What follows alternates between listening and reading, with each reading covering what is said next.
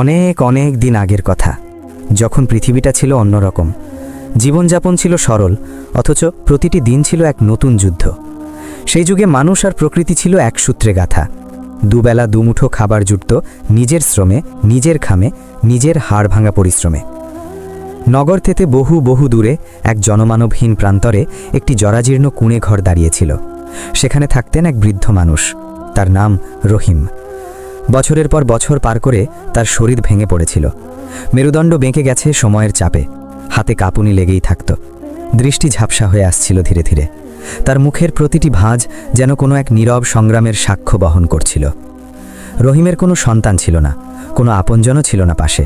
তার সারা জীবনের একমাত্র সাথী ছিল একটা পুরনো কুড়াল।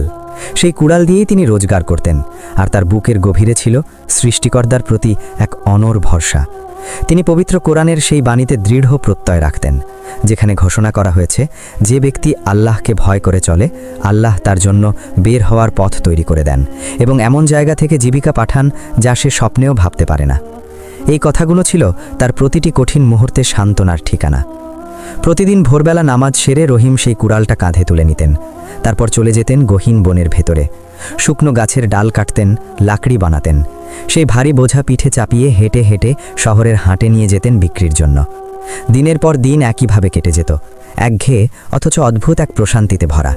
যা পেতেন তাতেই সন্তুষ্ট ছিলেন, কোনো অভিযোগ নেই, শুধু কৃতজ্ঞতা। কিন্তু সেবার শীতকাল এলো যেন সব রকম নিষ্ঠুরতার সাথে নিয়ে।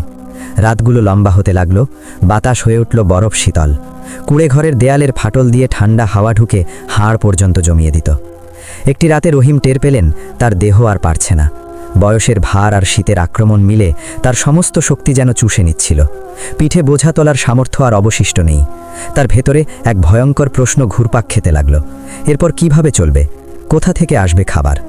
তিনি ঘরের কোণে রাখা একটি পুরনো ঝুড়ি খুললেন। ভেতরে ছিল তার সমগ্র জীবনের জমানো অর্থ, কয়েকটা তামার পয়সা, কিছু রূপোর মুদ্রা। প্রতিটি মুদ্রার গায়ে যেন তার কষ্টের ছাপ লেগে আছে। এটুকুই ছিল তার শেষ সম্বল। অনেকক্ষণ ভেবে রহিম মনস্থির করলেন, আগামীকাল সকালে তিনি পশুর হাটে যাবেন, একটি গাধা কেনার চেষ্টা করবেন যে তার হয়ে বোঝা টানবে। তিনি মনে মনে স্মরণ করলেন নবীজির সেই পবিত্র বাণী, তোমরা যদি প্রকৃত অর্থে আল্লাহর উপর নির্ভর করতে, তাহলে তিনি তোমাদের সেভাবে রিজিক দিতেন, যেভাবে পাখিদের দান। তারা সকালে শূন্য পেটে বাসা ছাড়ে, সন্ধ্যায় পরিতৃপ্ত হয়ে ফেরে। এই কথা তার অন্তরে নতুন করে সাহসের আগুন জ্বালিয়ে দিল। পরদিন ফজরের পরপরই রহিম বেরিয়ে পড়লেন। হাতে তার পুরনো লাঠি, গায়ে ছেঁড়া কিন্তু পরিচ্ছন্ন পোশাক, আর পকেটে সারাটা জীবনের সঞ্চিত সবটুকু। তার পায়ে পায়ে মিশেছিল আশা আর উদ্বেগ একসাথে। কি অপেক্ষা করছে সামনে তিনি জানতেন না, তবে অন্তরে ছিল স্রষ্টার প্রতি গভীর আস্থা। দীর্ঘ পথ পেরিয়ে বাজারে পৌঁছতে পৌঁছতে রোদ অনেকটা চড়ে গেল। চারদিকে তখন প্রাণ চাঞ্চল্য, মানুষের ভিড়, জন্তুর আওয়াজ, দামাদামির হট্টগোল। সারি সারি দোকানে সাজানো ঘোড়া, উট, গাধা। প্রতিটি পশু তাজা, শক্তিশালী, দামি। বিত্তবান ব্যবসায়ীরা তাদের সেরা জানোয়ার নিয়ে হাজির, আর ক্রেতারা সামর্থ্য বুঝে দর কষাকষি করছে। রহিম একটি দোকান থেকে আরেকটিতে ঘুরলেন, দাম জানতে চাইলেন, কিন্তু প্রতিবার একই উত্তর এসে তার বুকে আঘাত করল। বুড়ো, তোমার পুরো জীবনের জমানো পয়সা দিলেও এসব পশু তোমার নাগালে আসবে না। কেউ হাসছিল, কেউ তুচ্ছতাচ্ছিল্য করছিল, কেউ বা অবজ্ঞায় মুখ ফিরিয়ে নিচ্ছিল। রহিমের মাথা নুয়ে এলো। মনে হলো হয়তো ফিরে যাওয়াটাই বুদ্ধিমানের কাজ। এই বিপুল বাজারে তার মতো নিঃস্ব মানুষের ঠাঁই কোথায়? এক মুহূর্তের জন্য হতাশা গ্রাস করতে চাইল তাকে, কিন্তু পর মুহূর্তেই তিনি নিজেকে সামলে নিলেন। আল্লাহ কখনো তার বান্দাকে শূন্য হাতে ফেরান না। ঠিক তখনই বাজারের এক নির্জন কোণে তার দৃষ্টি আটকে গেল। সেখানে দাঁড়িয়ে আছে একটি খচ্চর, সম্পূর্ণ একা। কেউ তার দিকে ফিরেও তাকাচ্ছে না। রোগা, দুর্বল, একটি পায়ে গভীর ক্ষতের দাগ। দেখে মনে হচ্ছিল বেশি দিন টিকবে না, কিন্তু রহিম লক্ষ্য করলেন অন্য কিছু। খচ্চরটির চোখে ভয় নেই, ক্রোধ নেই, আছে শুধু এক গভীর স্থিরতা, যেন সে নিজের নিয়তি মেনে নিয়েছে পরিপূর্ণ সমর্পণে। রহিম আস্তে আস্তে এগিয়ে গেলেন। তাদের চোখাচোখি হলো। সেই মুহূর্তে যেন দুটি প্রাণ পরস্পরকে চিনে নিল, নীরবে, কোনো কথা ছাড়াই। বাজারের সমস্ত কোলাহলের মাঝে সেটি ছিল এক অদ্ভুত শান্ত মুহূর্ত। বাজারের একপাশে বসেছিলেন শহরের এক প্রসিদ্ধ জ্ঞানী মানুষ। তিনি প্রায়ই হাটে এসে মানুষের আচরণ পর্যবেক্ষণ করতেন। রহিমের ধৈর্য আর স্রষ্টার প্রতি তার নিরলস আস্থা তাকে মুগ্ধ করেছিল। রহিম খচ্চরটির মালিককে ডাকলেন। সে এসে তাচ্ছিল্যের স্বরে বলল, এই জানোয়ার কিছুই করতে পারবে না, যত দেন দিন, নিয়ে যান। তোমার মতো বুড়োর সাথেই এর জুটি মানায়। রহিম চুপচাপ পকেটের সমস্ত টাকা বের করে দিলেন। মালিক গুনে নিয়ে বিদ্রুপের হাসি হাসল। রহিম দড়ি ধরলেন। চারপাশ থেকে ভেসে এলো উপহাসের ঢেউ। বুড়ো আর পঙ্গু, কি দারুণ জুটি! 3 দিনের মধ্যে মরবে এই পশু। নিষ্ঠুর কথাগুলো বাতাসে ভাসছিল, কিন্তু রহিম নিশ্চুপ রইলেন। তার অন্তরে এক দৃঢ় প্রত্যয় ছিল, আল্লাহর পরিকল্পনা সবসময় আলাদা। সেই জ্ঞানী বুজুর্গ দূর থেকে তাকে একটু হেসে সাহস জোগালেন। রহিমের মনে হলো এই স্মিত হাসি যেন বলছে, ভরসা ছেড়ো না। বাজার পেছনে ফেলে রহিম তার নতুন সঙ্গীকে নিয়ে ঘরমুখো হলেন। কিন্তু অদ্ভুত ব্যাপার, খচ্চরটি চেনা রাস্তা ছেড়ে একটি সংকীর্ণ পথ ধরে হাঁটতে শুরু করল। রহিম দড়ি টেনে ফেরানোর চেষ্টা করলেন, এদিকে না ওদিকে যেতে হবে, কিন্তু খচ্চরটি থামল না। এক মুহূর্ত দ্বিধায় পড়লেন তিনি। তারপর ভাবলেন, হয়তো এটিও আল্লাহরই কোনো ইঙ্গিত। তিনি দড়ি ছেড়ে দিলেন। খচ্চরটি একটি চিকন পথ ধরে এগিয়ে চলল, যা ক্রমশ গভীর জঙ্গলে ঢুকে যাচ্ছিল। রহিম পেছনে পেছনে হাঁটলেন। পা ব্যথা করছিল, শ্বাস ভারী হয়ে আসছিল, তবু থামলেন না। সূর্য ডুবে গেল, অন্ধকার ঘনিয়ে এলো চারদিকে।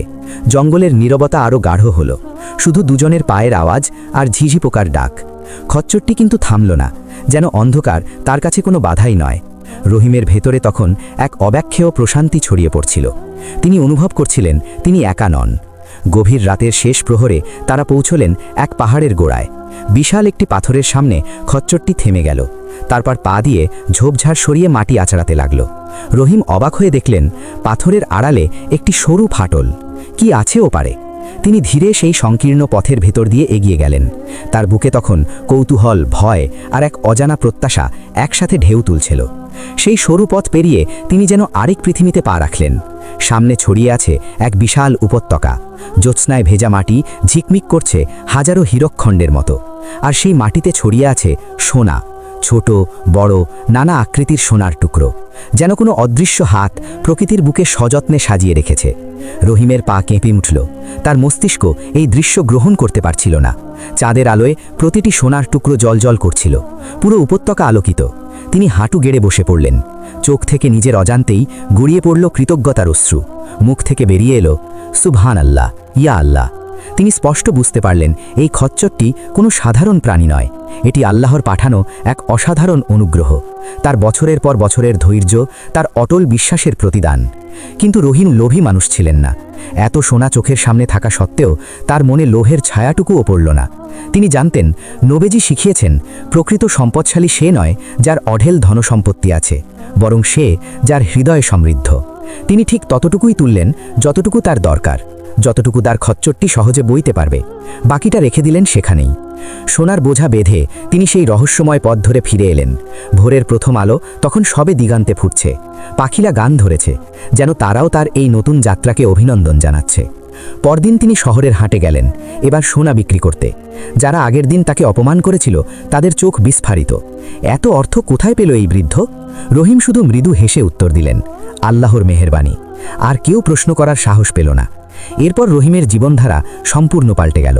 সেই অর্থে তিনি শহরে একটি দোকান খুললেন, কিছু চাষের জমি কিনলেন। লাকড়ি কাটার দিন ফুরালো। তার সততা আর পরিশ্রম তাকে দ্রুত সফল ব্যবসায়ী বানিয়ে তুলল। গ্রামে তিনি হয়ে উঠলেন সম্মানিত মানুষ। তবে তিনি কোনোদিন ভোলেননি তার সেই খচ্চরকে। প্রতিদিন ভোরে তার জন্য দোয়া করতেন, সবচেয়ে ভালো খাবার দিতেন, আদরে ভরিয়ে রাখতেন। আর যখনই কোনো অভাবী মানুষ তার কাছে আসত, তিনি মুক্ত হাতে সাহায্য করতেন। তিনি ক্ষুধার যন্ত্রণা নিজে ভোগ করেছেন, তাই অন্যের কষ্ট তিনি বুঝতেন। নবীজির সেই শিক্ষা তার জীবনের মূল নীতি হয়ে দাঁড়িয়েছিল। তোমাদের মধ্যে শ্রেষ্ঠ সেই ব্যক্তি যে অন্যদের কাজে আসে।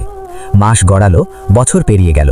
রহিম আর তার খচ্চর পাশাপাশি চলেছে জীবনের পথে। তাদের বন্ধন ছিল মালিক আর পশুর সীমানা ছাড়িয়ে অনেক গভীর। কিন্তু প্রকৃতির নিয়ম কেউ এড়াতে পারে না। একদিন খচ্চরটির শরীরেও নেমে এলো বার্ধক্যের ছায়া। পাগুলো দুর্বল হয়ে পড়ল, চোখের দীপ্তি নিভে গেল। আর একটা সময় এলো যখন সে আর উঠে দাঁড়াতে পারল না। রহিম তার পাশে গিয়ে বসলেন, কুচকানো হাত দিয়ে আলতো করে মাথায় বুলিয়ে দিলেন। খচ্চরটির ক্লান্ত চোখে তখনও সেই চেনা শান্তি, যেন দীর্ঘ এক সফর শেষে সে বিশ্রামের জায়গায় পৌঁছেছে। রহিমের গাল বেয়ে নিঃশব্দে অশ্রু গড়াচ্ছিল, ভালোবাসার, কৃতজ্ঞতার, আসন্ন বিদায়ের অশ্রু। তিনি ফিসফিস করে বললেন, তুমি আমার পুরো জীবনটাই উল্টে দিয়েছ। তুমি ছিলে আল্লাহর পাঠানো আশীর্বাদ। তোমার মধ্য দিয়ে তিনি আমাকে তার অপার দয়া দেখিয়েছেন। খচ্চরটি লয় সব বুঝতে পারল, নিশ্চিন্তে চোখ বুঝল। রহিমের স্পর্শেই সে তার শেষ শ্বাস ত্যাগ করল। যেন জীবনের সব দায়িত্ব পূরণ করে সে ফিরে গেল তার প্রভুর কাছে। রহিম কাঁদলেন, কিন্তু সেই কান্নার ভেতরেই ফুটে উঠল এক স্নিগ্ধ হাসি। সেই হাসি ছিল কৃতজ্ঞতার, আল্লাহর মহাপরিকল্পনার প্রতি সম্পূর্ণ সমর্পণের। তিনি বললেন, ইয়া আল্লাহ, তুমি প্রমাণ করে দিলে দুর্বলতার আড়ালেও শক্তি লুকিয়ে থাকে, তোমার রহমতের কোনো সীমা নেই। এই কাহিনী দ্রুত ছড়িয়ে পড়ল গ্রামের প্রতিটি ঘরে। মানুষ শিখল, কাউকে তার বাইরের চেহারা দেখে তুচ্ছ করো না, দুর্বল মানেই অকেজো নয়। আল্লাহর জীবিকা আসতে পারে যে কোনো মাধ্যমে, হতে পারে একটি খোড়া পশুর ভেতর দিয়ে, হতে পারে একজন অসহায় মানুষের হাত ধরে। আর আপনারা কি পারবেন ভরসা ধরে রাখতে যখন চারদিক ঘুটঘুটে অন্ধকার, যখন আশার শেষ রেখাটুকুও মুছে যায়, যখন সব কিছু ছেড়ে দিতে ইচ্ছে করে? মনে রাখবেন যে আল্লাহ একজন বৃদ্ধের কাছে একটি পঙ্গু খচ্চর পাঠিয়ে তার সমস্ত ভাগ্য ঘুরিয়ে দিতে পারেন, তিনি আপনার জন্যেও পথ খুলে দেবেন। শুধু বিশ্বাস রাখুন, শুধু ধৈর্য ধরুন, জীবিকা আসবেই। হয়তো আপনি যেভাবে কল্পনা করছেন সেভাবে না, হয়তো তার চেয়ে অনেক সুন্দর কোনো পথে, কিন্তু আসবে, ঠিক সময়, ঠিক উপায়। এই ছিল রহিম আর তার খচ্চরের উপাখ্যান। এমন এক কাহিনী যা যুগ থেকে যুগান্তরে মনে করিয়ে দেয়, আল্লাহর করুণা কখনো ফুরায় না। ধৈর্য রাখুন, ভরসা রাখুন, কারণ তার পরিকল্পনা সবসময়ই সবচেয়ে সুন্দর।